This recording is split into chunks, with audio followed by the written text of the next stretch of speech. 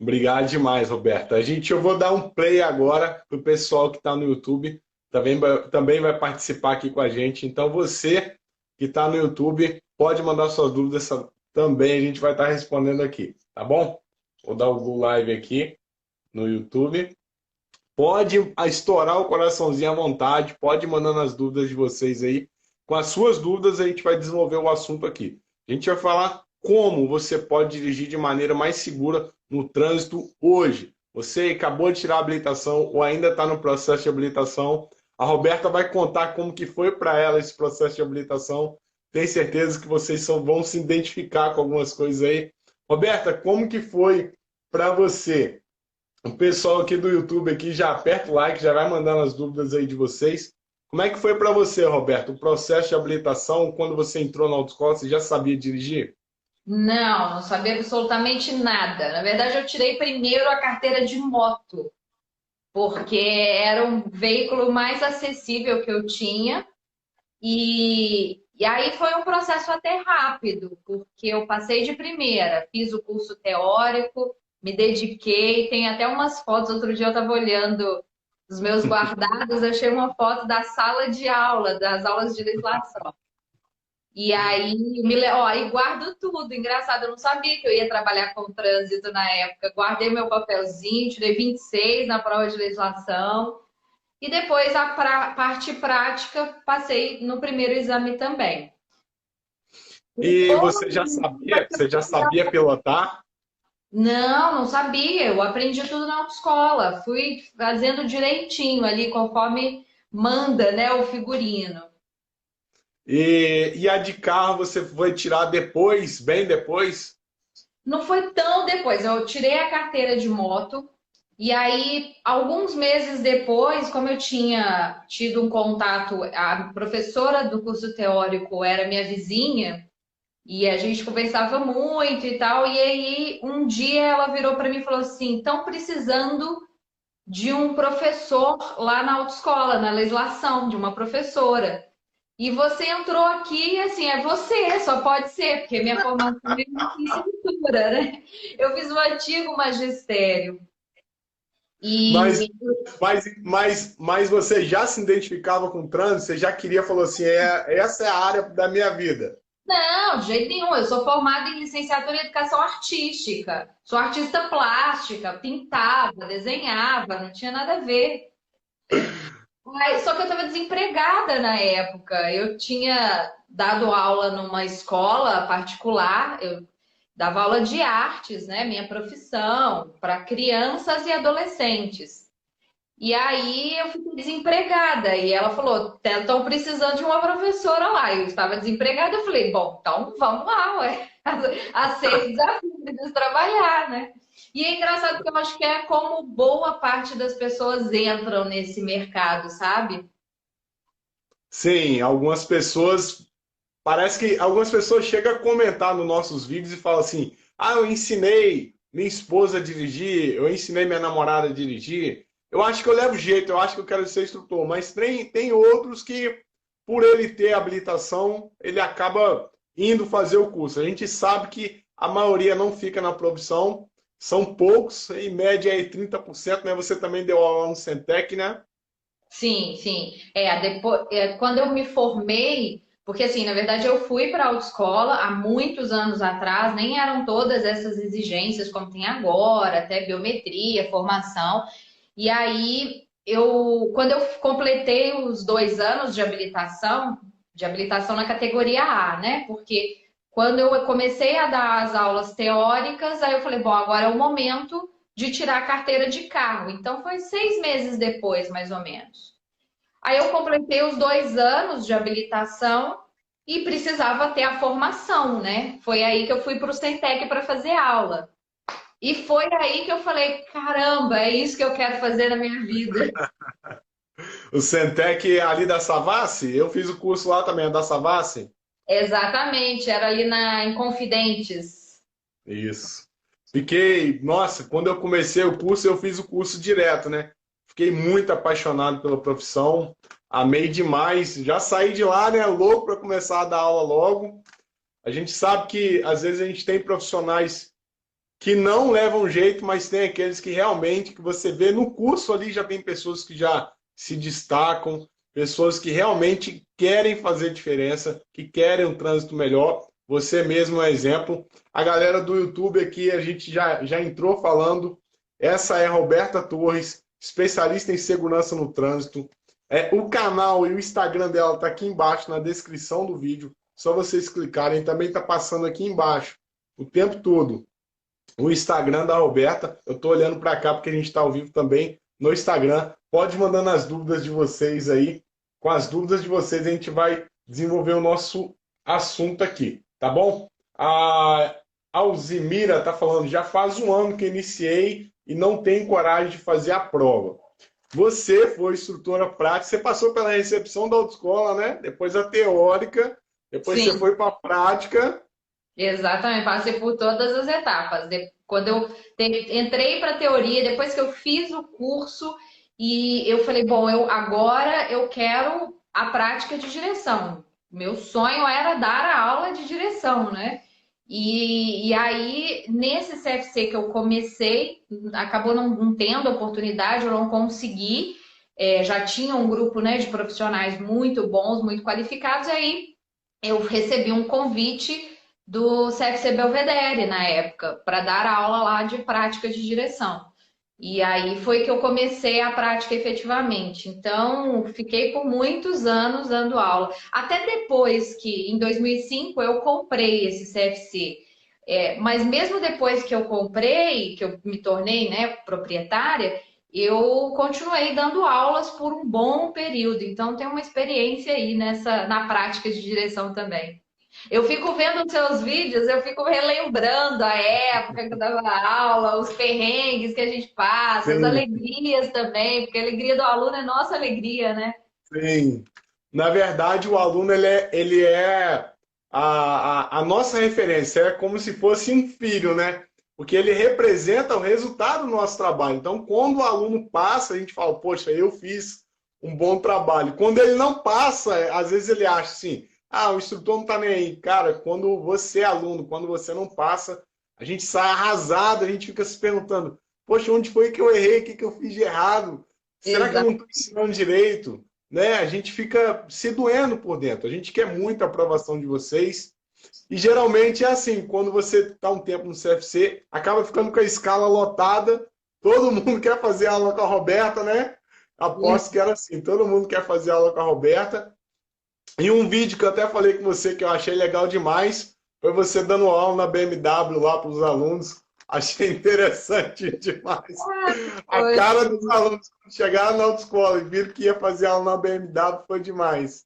foi ótimo, foi muito legal, porque eram alunos que já tinham tirado a carteira e eu inventei uma história para eles antes, falei que eles iam fazer uma aula gratuita como pós-carteira, e eles ficaram super felizes, só que eles não sabiam o que era na BMW, né? Aí quando eu cheguei com o carro, assim, eles olharam meio assustados, foi bem, bem engraçado. E adoraram, né? É, tem gente comentando aqui que tem medo, e a gente vai focar hoje muito nas mulheres. Você acredita, Roberta, que existe uma diferença no processo da habilitação para o homem e para a mulher? Ou é mais difícil para o homem, ou é mais difícil para a mulher?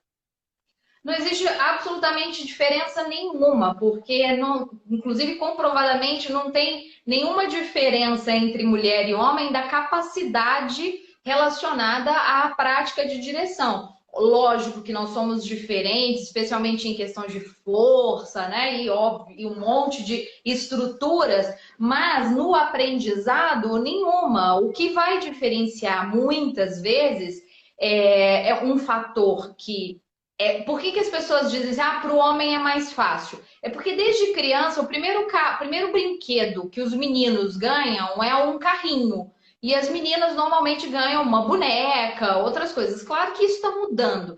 Então, o contato que o homem tem com o carro, ele é mais, acaba sendo mais prematuro do que a mulher. Então, isso, de certa forma, faz com que eles cheguem assim, com uma familiaridade. Agora, o processo de ensino, ele é absolutamente o mesmo. Eu tive homens que tinham muitas dificuldades para aprender e mulheres com muita facilidade, como o contrário também. Então, varia muito de pessoa para pessoa. Eu já percebi assim, questão de mapeamento, questão de saber onde está, até nisso tem uma influência muito grande, é a questão cultural. Os homens, as mães, os pais deixam mais solto na rua, né? Então, às vezes eu passo um caminho com um aluno, né, do sexo masculino, e depois ele sabe fazer aquele caminho, né? E eu passo com as meninas, e ela fala assim, onde é que a gente está? Então, uma questão cultural, questão que vem desde a infância. Como você falou, brincar com o carrinho, ficar solto na rua andando de bicicleta para tudo quanto é lugar, não é uma questão muito feminina. Mas a questão do aprendizado, tanto homem quanto mulher, principalmente na hora da prova, sempre eles agem de maneiras parecidas. Uhum. Inclusive, eu vou falar para você, Roberta, às vezes o homem ele fica muito mais nervoso do que a mulher. Eu já tive alunos homens que chega lá, a camisa toda molhada, ele suando. Tem gente que eu já cheguei a perguntar para o aluno: no seu bairro estava chovendo, que você está todo molhado, de tão, E de às tão vezes nervoso que você estava. aí eles querem disfarçar para não parecer que estão nervosos. Também tem muito isso, né? A mulher, ela é muito mais de se expressar, de expressar os seus sentimentos, né? Tudo por uma questão cultural mesmo. Então, assim, que, como eu disse, está mudando, óbvio que está mudando, mas ainda é muito forte na nossa cultura dizer que homem não chora, né? Homem não expressa o que ele está sentindo. Então, tem muito. Essas são as diferenças, né? Além do mais, também há uma prática na nossa cultura de entregar a direção na mão das pessoas antes de fazer 18 anos, antes de ter carteira, e isso também é mais comum com os meninos do que com as meninas, né? Do pai dizer, Sim. já, ó, com 12 anos meu filho já dirige, com 12 anos meu filho já pega o carro, então acaba sendo uma prática que leva aos homens, né, a ter digamos, esse contato maior com o veículo. A Isa apareceu aí. Isa, seja bem-vinda ao vivo aqui no Instagram também. Então, às vezes eu tenho alunos do sexo masculino mais nervosos do que as meninas por ele ter uma pressão cultural de que, pô, você é homem, você tem que saber dirigir. Então, às vezes a mulher vai para o exame mais calma do que o Sim. homem. Muitas pessoas me perguntam assim, qual que passa mais, homem ou mulher? Eu falo, cara, isso não tem nada a ver. Tem muito mais a ver com a faixa etária, de ser mais novo ou mais do Sim. que a questão do sexo da pessoa. Os dois aprendem da mesma maneira. A mulher ela é mais detalhista. O homem ele não consegue focar nos detalhes, mas a mulher sim, ela é bem mais detalhista. E esses detalhes fazem muita diferença na hora do exame. Às vezes, Sim. você tem um homem que já chega, por já ter pegado no carro com um pai ou com um tio, chega cheio de mania, né? Que ele já vai para as aulas CDO, você sabe disso. Quem Sim. tenta aprender antes de entrar na autoescola chega com muitas manias. Você vê uma mulher que chega, nunca pegou no carro, a gente ensina tudo direitinho, consegue passar no exame tranquilamente. Agora, outra pergunta. Você acredita, Roberta, 20 tempos de 50 minutos na autoescola prepara a pessoa hoje para o trânsito que a gente tem no Brasil? De jeito nenhum. É engraçado você falar 20 tempos, né? Porque você é do Rio, eu sou de Minas, e aí cada lugar, como aqui a gente fala semáforos, né? Em São Paulo eles falam sinal, tem lugar que fala sinaleira, né?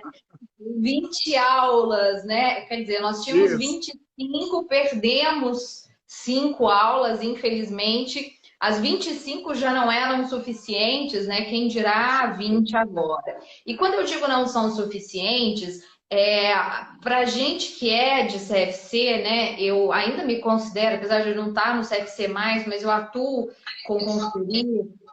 É, é muito complicado para a gente, fica parecendo que o que a gente está querendo é vender mais aulas para o aluno. E é exatamente o contrário. Eu quero que o meu aluno faça uma quantidade de aulas que ele aprenda, né? Que vai ser o mínimo que ele aprenda, mas que ele vá para o exame e passe, porque não adianta fazer 20 aulas e ir lá para fazer para testar, vou só testar, vai que dá, vou tentar a sorte. E aí ele reprova. Nisso que ele reprova, ele tem que voltar a fazer mais aulas. Aí ele fala mais umas 2, 5 aulas, e aí vai lá e ele não dá aquela continuidade que a gente sabe que precisa ter, né?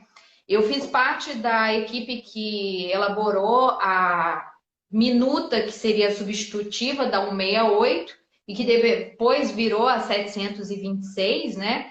Que trazia uma carga horária mais alta, mas não era só apenas aumentar a carga horária. Então, a gente escreveu toda a estrutura pedagógica do curso, o que seria necessário para uma pessoa dirigir e sair dirigindo bem, né?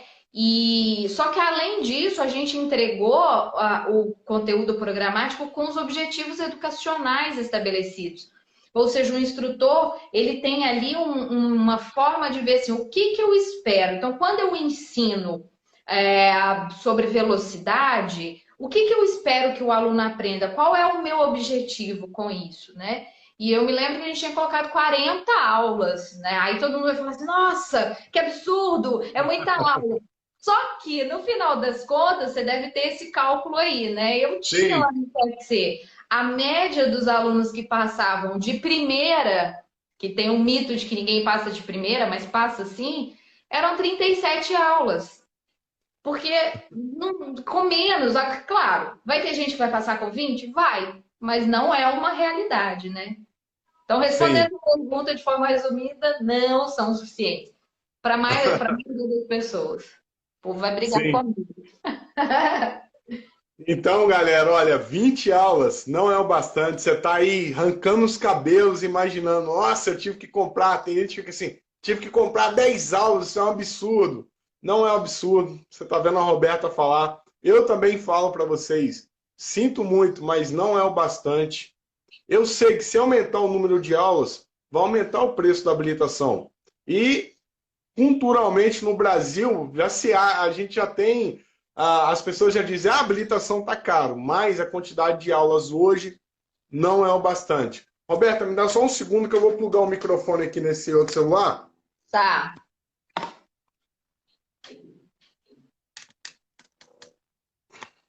O pessoal tá me manda pergunta aqui, ó. Se quiser ir respondendo, pode ir respondendo que eu estou ouvindo. Tá. Ó, tem uma pessoa que falou aqui, o Kleber, perguntou se o exame de Minas é mais difícil que nos outros estados. Eu sempre ouvi assim, eu sempre ouvi essa história, eu não acreditava muito, não, sabe? Mas aí, quando eu comecei a viajar o Brasil inteiro, conversar com um monte de gente, de tudo quanto é lugar, aí eu cheguei à conclusão de que, assim, de fato, eu não tenho dado nenhum para comprovar essa minha fala, não, viu? É só porque eu vi uma vez no exame. É porque, por exemplo, em Belo Horizonte principalmente, mas Minas Gerais é característico, né? Você vai para Ouro Preto, Mariana, tem um morro, os morros que a gente tem aqui, as subidas, né? Os aclives, eles são gigantescos. Então, o cara que aprende a arrancar no morro em Belo Horizonte, ele dirige no Brasil inteiro, né? O Ricardo Cia estava ao vivo com você, ele falou: Ah, o Rafael veio aqui, ele achou a ladeira aqui muito complicada, e era de mim que ele estava falando, porque eu fui num carro com GNV, e o carro, cara, o carro com GNV, o carro não tem força. E eu falei com ele: Nossa, Ricardo, parecia que o carro não ia subir, não, cara, porque o cilindro de GNV ele já pesa o carro, né?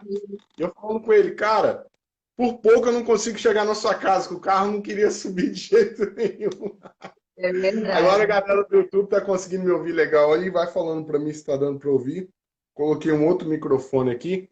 Agora, olha só, no estado do Espírito Santo, o exame é um pouco parecido com o de Minas Gerais, porém pode usar o freio de mão na subida uma vez. Lá eles colocam os alunos dentro do carro e fazem com 2 alunos ao mesmo tempo. Um leva metade do percurso, depois desce, troca. No estado, No Paraná, pode tocar a roda no meio-fio, não reprova. Então a gente tem essa distorção que cada lugar o exame é de uma maneira. Eu vi até um vídeo você falando sobre isso. Você acha que o certo era ser igual no Brasil todo? Então, a carteira, ela é nacional, né? Carteira Nacional de Habilitação. O processo, ele é regulamentado pelo Conselho Nacional de Trânsito. Também é nacional. Quem coordena e coloca, né, e exige que isso seja, que executa, são os órgãos executivos, mas eles executam com base naquilo que está estabelecido numa norma que é uma norma federal. Todas as regras do processo de habilitação, elas são nacionais. Então, no meu entendimento, e não é só no meu entendimento, próprio da Câmara Temática, na época de todas as discussões, a gente debateu muito isso, era de que houvesse uma padronização. Até porque, você vê, no Espírito Santo, tá, vamos supor, no Espírito Santo eles estão fazendo algo que acaba contribuindo, facilita a vida do aluno, poder puxar o freio de mão, né? Bom, daqui Sim. a Minas não pode. Mas aí a gente está falando de uma coisa que ajuda o aluno. Você vê, e quando é o contrário, quando é algo como é o caso, eu falei isso também na live com o Ricardo, que aqui em Minas exige, na hora que você vai sair com o carro, você tem que dar seta e colocar a cabeça para o lado de fora do carro. Você tem que enfiar Sim. a cabeça pela janela olhando para fora, correndo o risco de passar um motoqueiro e levar sua cabeça embora, né? Sim. Inclusive, o próprio código diz que você não pode ficar colocando partes do corpo para fora. E aqui é exigido. E com base em quê? Eu pergunto. Outra coisa em Minas que é exigida, essa parada em fila dupla, que eu não vi em nenhum lugar do Brasil, não vi nada disso. Só em Minas que tem isso.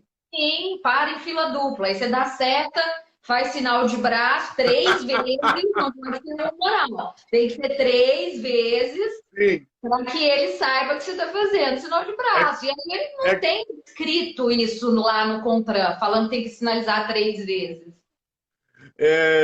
e outra coisa também, que eles não querem que fique secando esmalte, não. Eles querem que você abana o braço, coloque, estica o braço todo para fora para poder. Sim, Eu acredito que em Minas Gerais, além de ser difícil por causa disso, é difícil também porque o examinador que fica cantando o exame, fica falando, vira à direita, vira à esquerda. Às vezes o examinador fala muito em cima da hora, isso acaba atrapalhando muito o candidato na hora da aprovação e acaba deixando a pessoa mais nervosa ainda.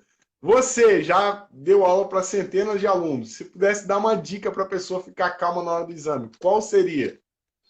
ó, eu gostava muito de falar para os meus alunos para fazer uma revisão do exame alguns dias antes, né? Naquelas últimas aulas. Revisão do exame como? Na mente mesmo. Antes de chegar em casa, na hora que for dormir, né? Antes de dormir, deitado, fazer um relaxamento e começar a visualizar, pensar como que seria o exame, toda a programação dele, ele fazendo tudo direitinho, sabe? Fazendo a baliza perfeita, sinalizando.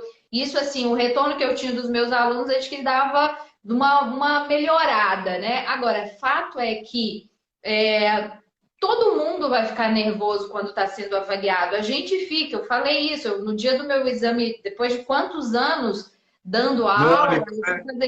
eu fui fazer exame de ônibus, eu fiquei nervosa. Então, assim, os exercícios de respiração também ajudam, né? Puxar o ar, segurar por alguns segundos, depois soltar. Isso tudo eu ia falando com os meus alunos ali naqueles momentos que antecediam o exame. Mas nada disso vai adiantar. Pode ser a pessoa mais tranquila, fazer yoga, se ela não estiver preparada tecnicamente. E preparada tecnicamente é ter feito as aulas com dedicação, né? Ó, eu já tive casos e era batata, isso fica como uma dica. Aquele aluno que você está ensinando certo, você falou, olha, você está deixando de sinalizar, olha, você está esquecendo isso, está deixando de fazer, que você está corrigindo durante a aula. E aí ele vira para você e fala assim, não, mas no exame eu vou fazer certo. Eu Eu já não sei o resultado disso. não, mas no exame pode deixar que eu vou fazer. Não, eu quero que você faça na aula. Porque se você não fizer na aula, a chance de você não fazer no exame é muito grande. Então, eu fazia com muita frequência pré-exames, avaliações durante a aula, né? Eu parava a aula e falava assim, agora eu não sou mais a Roberta, eu sou a examinadora fulana de tal. Nem aí eu fazia um teatro, eu fiz teatro, né? Fazia um teatrinho na prova lá, fazia uma cara de séria, botava um óculos escuro. A gente pode até pensar que não tem nada a ver, mas o negócio de você ter feito arte, de ter vindo para o trânsito, deu muito certo. Além, tem gente falando aqui no canal do YouTube, o Doutor Volante aqui. Ele está falando que no Rio de Janeiro tem que olhar, tem que colocar a cabeça para fora. Eles falam que cada estado ele tem as normas para o exame de direção, né? Não deveria ser assim, porque o Código de Trânsito brasileiro já tem todas as normas. Não precisava fazer uma norma diferente para cada estado do Brasil poder fazer exame diferente. Que acaba atrapalhando o aluno, principalmente se o aluno se mudar de um estado para o outro. Tem que voltar, aprender tudo de novo. E que é um direito dele, né? A própria Resolução 68 diz que ele pode mudar, ele pode tirar, ele pode começar a carteira aí no Rio, fazer o exame médico, o psicológico, fazer umas aulas aí, depois ele muda para Minas Gerais, ele tem continuidade no processo, e depois ele vai para o estado para fazer a prática de direção. Isso é um direito, né? E o processo, como eu disse, por ele ser nacional, essas regrinhas, né? E o mais complicado do fato de não ter a padronização, que eu sempre questionei, eu era muito vista como chata, né? Porque, assim, de vez em quando, aqui em Minas, quem é de Minas pode falar aí, hoje a gente usa, os CFCs ainda usam, né, como referência aquelas marquinhas no retrovisor, que é um processo, né, de aprendizagem. Com o tempo o aluno acaba até nem usando muito, mas para as primeiras aulas aquilo é importante. E aí, um belo dia, os examinadores no exame falam assim, não pode mais, tira tudo, tira. Aqui é assim, aqui não pode. E aqui ainda a Polícia Civil, aí virou aquela Eu coisa. sei. Eu tô mandando, e aí, como se diz, manda quem pode, obedece quem tem juízo. Mas assim, com base em que, né, houve uma mudança, tem escrito, não tem, nada, né? Foi alguém da cabeça deles lá que falaram, ah, agora não pode. Olha o Eu Sérgio acho. entrando na live, um grande abraço, meu querido amigo. Agora, pulando para outra pergunta, se vocês, alunos, estão assistindo e tiver pergunta para fazer, tem gente perguntando aqui no YouTube aqui sobre ladeira. Em Minas Gerais, o que mais tem é ladeira. O pessoal tem muita dúvida. Gente, Roberta, você no começo, quando você pegou o carro e foi para a rua, você teve dificuldade de fazer ladeira? Muita. Minha dificuldade maior foi primeiro com a moto, né? Porque eu tinha tirado a carteira só na pista, tirei de primeira, fiz o mínimo de aulas, fui bem, passei no primeiro exame. Pode ter tido um pouco ali de. Claro, eu fiz tudo muito direitinho, eu fui muito dedicada, mas quando eu tirei a carteira de moto, eu não sabia passar marcha. Foi uma falha no Ah, processo. Minas é só primeira. Agora que eu lembrei. A gente faz o circuito todo de primeira. E aí teve uma vez que, aí depois que eu tirei a carteira, peguei, podia dirigir o Brasil inteiro, até fora do país se eu quisesse. E aí eu fui pegar a Avenida Amazonas aqui em Belo Horizonte, que é uma avenida muito Esse. movimentada, vai até a caminho do Detran ali. E estava chovendo, e aí a moto morreu e eu não consegui, não era moto de ligar automática, era do pedalzão mesmo, em plena Amazonas, no meio da pista, assim, desesperada, não conseguia ligar a moto. Então, assim, eu passei muito perrengue. E morro, a mesma coisa. Para quem é mineiro, sabe exatamente o que eu tô falando. Roberta, eu vou dar um. Galera aqui do YouTube, vou despedir de vocês. Vocês que estão aqui no YouTube, vocês vão lá para o Instagram, enquanto com a gente está ao vivo aqui no Instagram. Lembrando, o canal e o Instagram da Roberta tá aqui embaixo na descrição. Facinho, é só vocês clicarem, tá bom? Não esquece, aperta o like, compartilha o vídeo para ajudar mais pessoas. A gente vai só para o Instagram agora. Corre lá, é facinho de achar. Fala o seu Instagram aí, Roberta. Roberta Torres Trânsito. Show! Então, galera, vai lá, segue lá ela no Instagram. Galera do meu Instagram, não perde tempo, segue ela, tem muita dica. Tenho certeza que vai fazer muita diferença para vocês, tá bom? Galera aí do YouTube, um abração para todos vocês. Vamos ficar aqui Então, só. pessoal do YouTube. Vamos ficar aqui no Instagram, porque também a internet essa hora está congestionada, muita gente. Eu tenho certeza que assim o sinal da internet vai ficar melhor para a gente. Agora, Roberta, assunto um pouco polêmico. Quando diz assim, no trânsito, só podia ser mulher. O que você acha dessa frase? Não, eu acho que eu tinha que descobrir quem que inventou essa frase, né? Para eu poder sentar e bater um papo com ele, porque, pelo amor de Deus, né? Isso vem daquilo que a gente estava falando antes, né? Desse preconceito mesmo que já existe, não apenas no ambiente trânsito, mas na nossa sociedade, ele é claro ainda, ele é muito presente. E aí ele só se estende para todos os outros, para vários ambientes, e não seria diferente no trânsito, né? Mas é uma frase simples, simplesmente, né, preconceituosa, porque existem muitos motoristas ruins de roda, homens, como existem mulheres, e existem também excelentes motoristas, mulheres e homens. Então, Sim, e além disso, eu até respondi nos meus stories aqui do Instagram. Se eles dizem que a mulher dirige mal, por que que o seguro da mulher é mais barato? dados estatísticos todos que comprovam que as mulheres elas se envolvem menos em acidentes, né? Então, tanto que por isso que o seguro é mais barato. Não é apenas. Aí, claro, algumas pessoas vão dizer assim: ah, mas as mulheres se expõem menos ao trânsito, né? Claro que existe uma proporcionalidade de mulheres diferente de homens, mas isso também hoje, os dados do Denatran já demonstram que essa diferença não é tão grande, né? A quantidade de habilitados, homens e mulheres, aliás, de mulheres, vem crescendo ano após ano, ano após ano. Sim, eu acho que eu vi esse efeito de uns anos para cá. A metade da sala de aula na autoescola são mulheres e novas. Então, acabou de completar 18 anos, os pais já estão colocando na autoescola, porque é uma questão hoje de independência. Eu vejo direto você dando entrevista em rede nacional aí, em Minas Gerais, falando sobre transporte público. Infelizmente, o transporte público ele não funciona como deveria funcionar. Eu sei que em Belo Horizonte criaram essa Ana Antônio Carlos aí, ampliou, né? Ficou Sim, muito rápido, mas o tempo que a gente perde na estação acaba compensando. Tipo, antes você gastava 1 hora para ir do centro até Ribeirão das Neves. Agora você gasta 30 minutos, mas você fica outros 30 dentro da estação esperando para pegar um ônibus.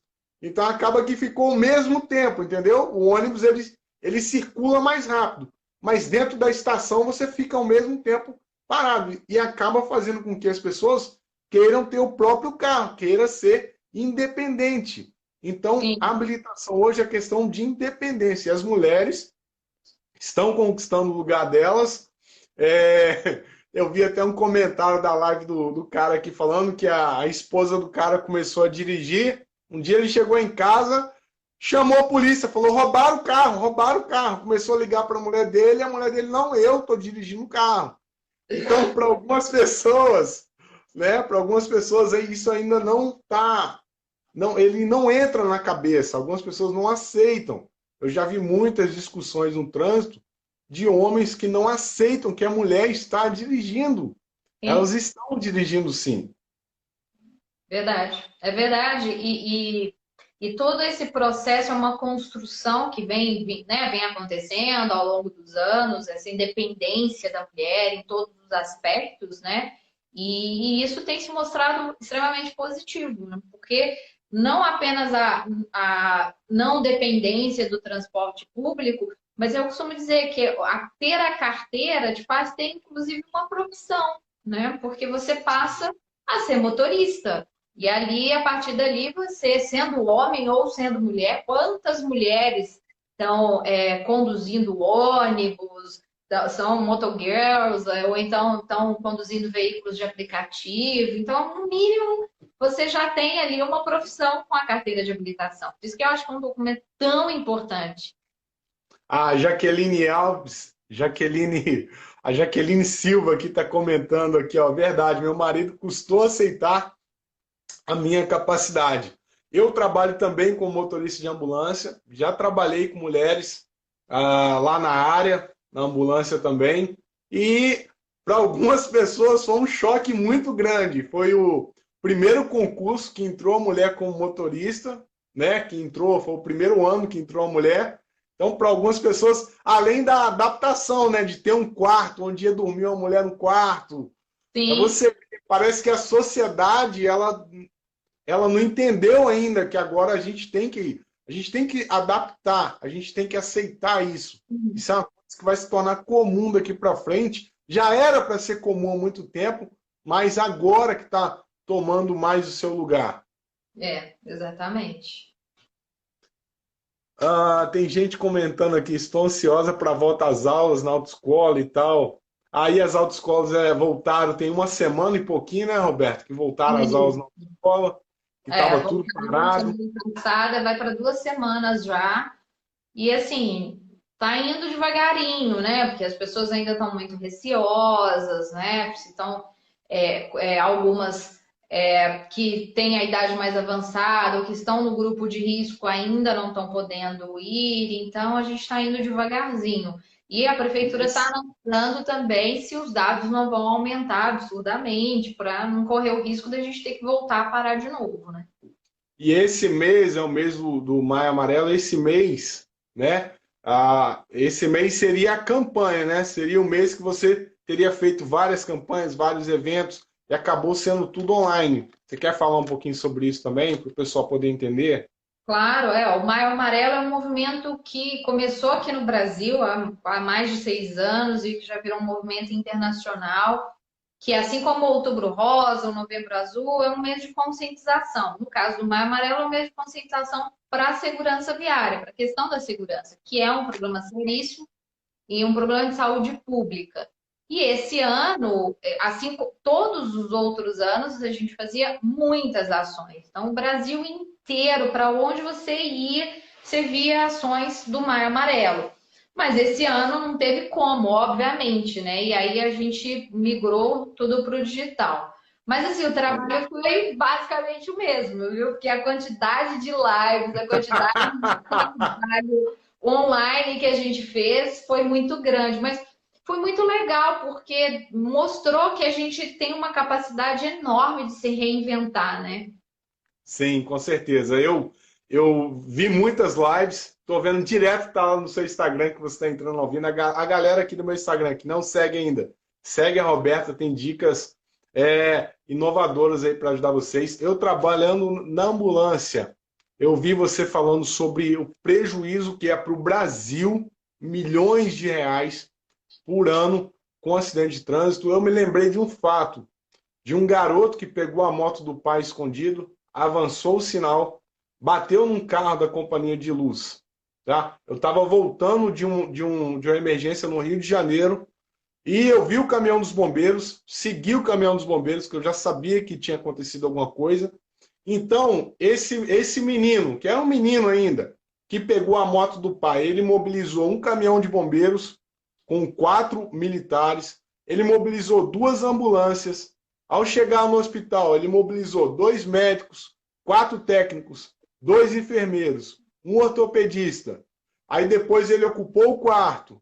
Aí depois ele teve alta, saiu. O pai dele teve que ir para a delegacia. A menina ficou internada, né? Então, para você ver, uma atitude dele avançar o sinal, olha o que ele causou. Eu fiquei com a prancha dos bombeiros, tive que voltar quando o dia estava amanhecendo para poder devolver a prancha deles, né? Então, somente uma pessoa que avança um sinal, ele causa um dano enorme para toda a sociedade. Não é uma questão de, só vou fazer isso rapidinho.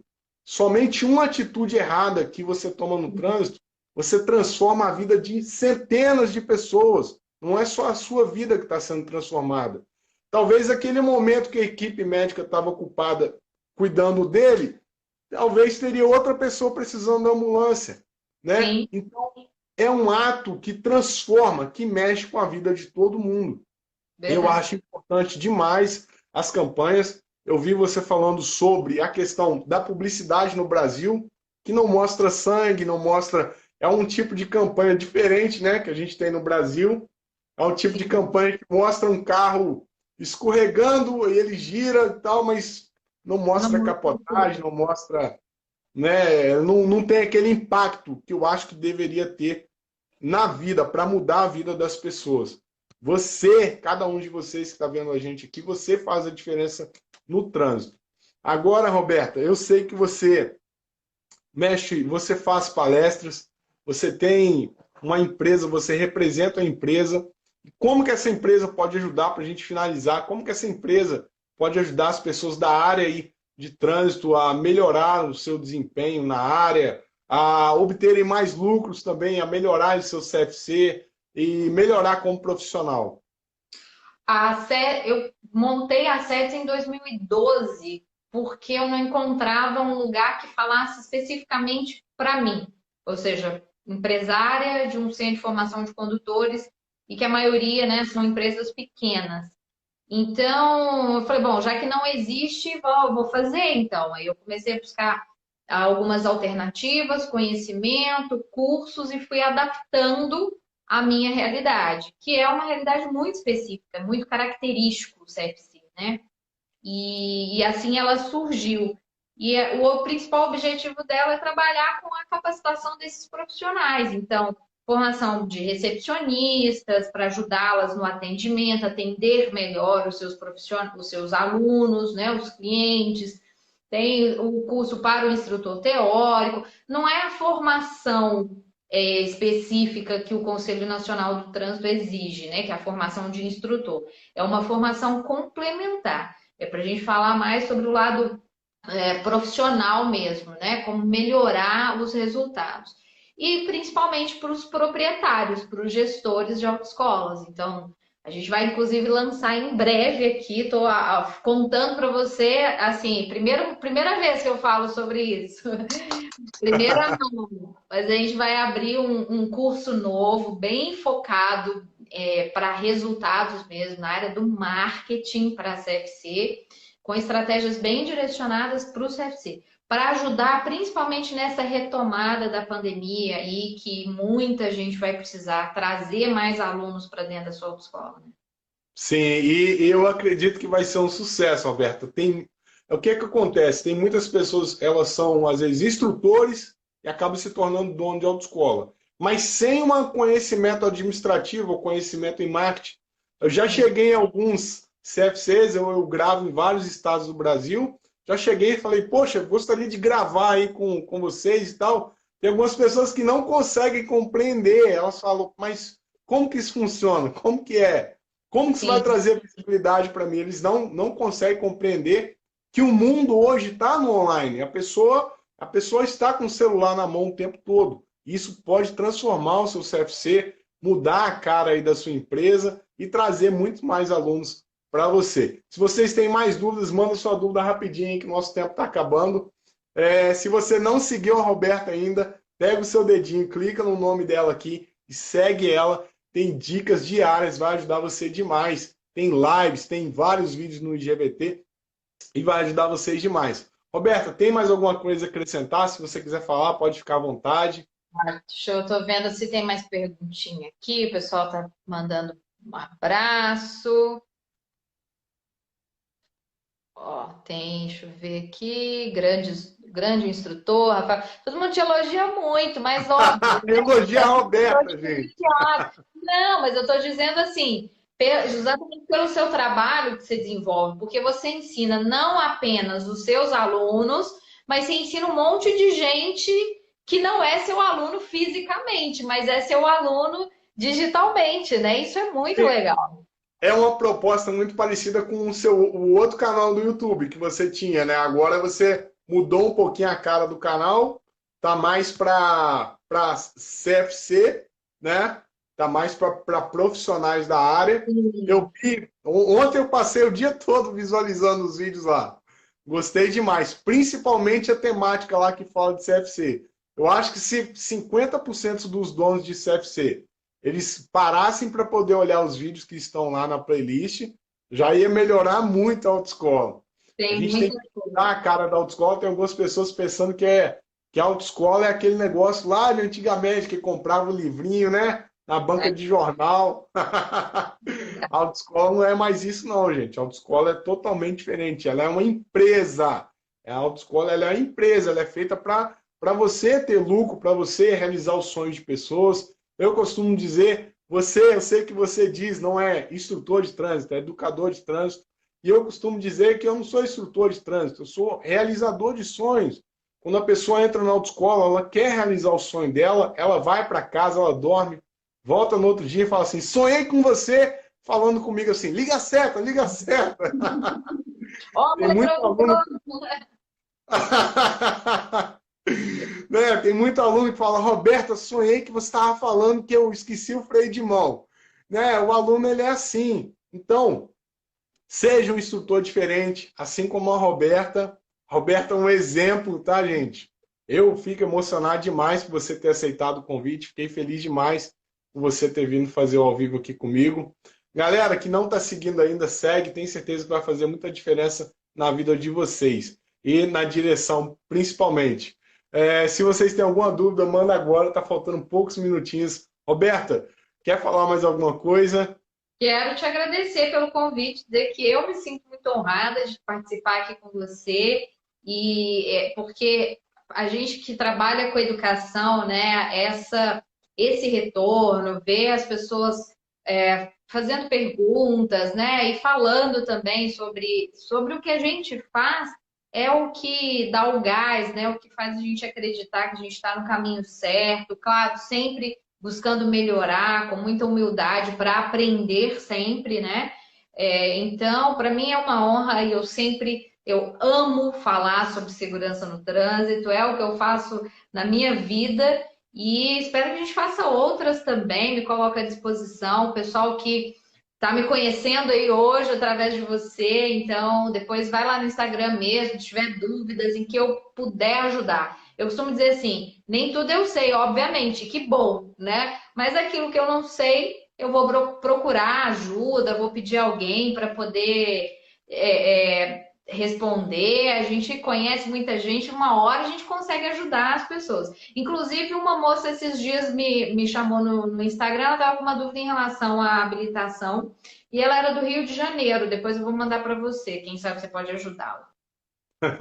Legal, pode indicar. A galera aí que está aí, pode vir que a gente, talvez a distância seja grande, mas pelo online a gente tem certeza que a gente pode dar muitas dicas. Você pode treinar com o seu carro aí na garagem. Tem gente perguntando, você pode fazer exercícios aí na garagem para você se acostumar com o seu carro. O carro que você tem em casa não é igual o carro que você tinha na autoescola. Olha só, na autoescola da Roberta tinha uma BMW. Seu carro não é igual a BMW, gente. Valeu, Roberta. Obrigado demais por você ter aceitado o convite. Espero que surjam outras oportunidades que eu quero, assim que acabar essa pandemia, voltar em Belo Horizonte, quero ir gravar com você. Tenho certeza que o pessoal vai gostar demais. Tá Com bom? certeza. Obrigado, de coração. Obrigada a Um você pelo abração. convite. Tchau para todo mundo. Obrigada, pessoal, por ter participado. Tchau, galera. Segue ela lá. Beijo para todos. Tchau, tchau.